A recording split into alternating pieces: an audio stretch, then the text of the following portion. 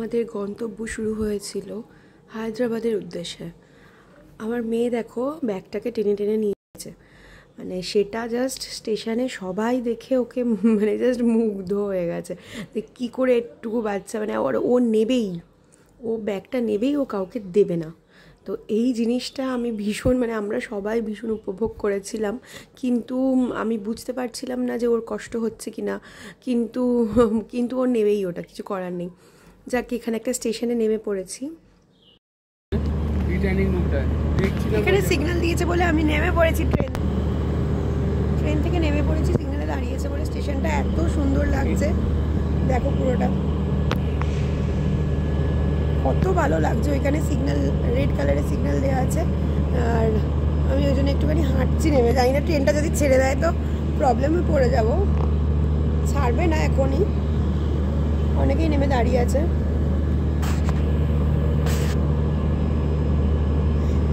মেয়ে মানে বাড়ির সবাই ভেতরেই আছে, আমি একটু বাইরেটা দাঁড়িয়ে আছি। এরকম স্টেশন, এই স্টেশনটার নাম কি দুয়ারপুরি স্টেশনে আমি নেমে এখন দাঁড়িয়ে।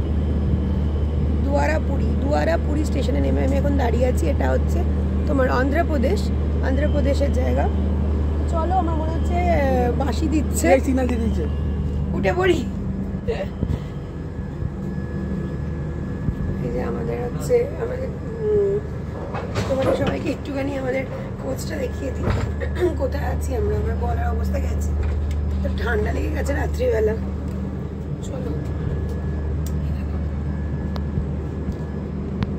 সবই পর্দা দেওয়াই থাকে।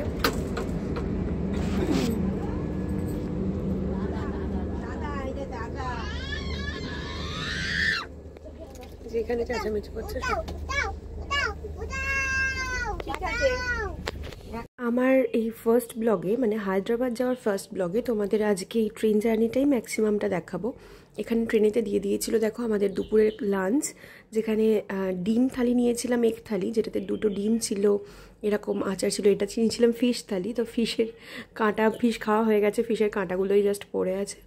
আর এখানে দুটো ওই চাটনি মতন দিয়ে দিয়েছিল, মেয়েকে খাইয়ে দিয়েছি, তারপর আমরাও খেয়ে নিলাম।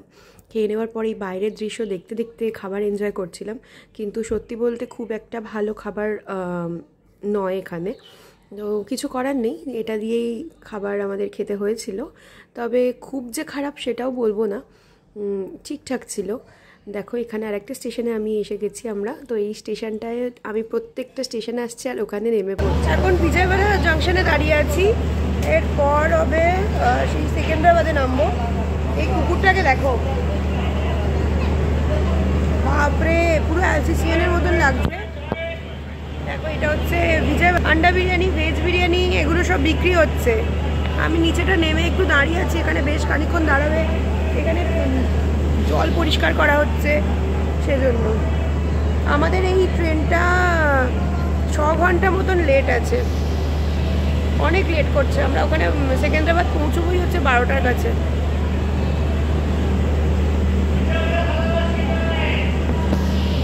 চলো, আমার চুলটুলের অবস্থা খুবই খারাপ, কোনো রকমের একটা ভিডিও করছি, ওখানে গিয়ে আবার দেখা হচ্ছে।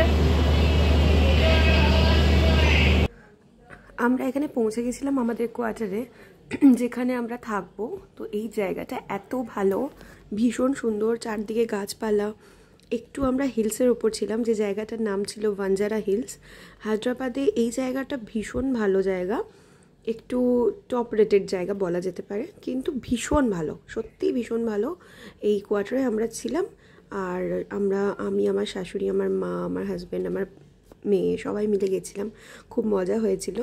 তো এখন আমরা যাচ্ছি এআইজিতে আমার শাশুড়ি মাকে একটু চেক আপ করানোর ছিল, তো সেখানেই যাচ্ছি। দেখো আমরা চলে এসেছি এআইজি। তো এআইজিতে এসে দেখলাম ভীষণ বড় হসপিটাল, খুব বড়, ভীষণ বড়, মানে এখানে দূর দূরান্ত থেকে অনেক জায়গা থেকে অনেক মানুষ আসছে, খুব ভিড় এখানে। আর এখানে ট্রাফিকের তো কথা বলার কোনো প্রশ্নই নেই, ট্রাফিক এখানে ভীষণ জ্যাম, একদম রাস্তাঘাট সবসময় জ্যাম। আর এখানে এটাই যে একটু অসুবিধা, বাকি সবই ভালো। এটা সব জায়গাতেই আছে, মুম্বাই বলো, কলকাতা বলো, হায়দ্রাবাদ বলো, সব জায়গাতেই বড় বড় সিটিতেই তোমরা এগুলো দেখতে পাবে, ট্রাফিক জ্যাম।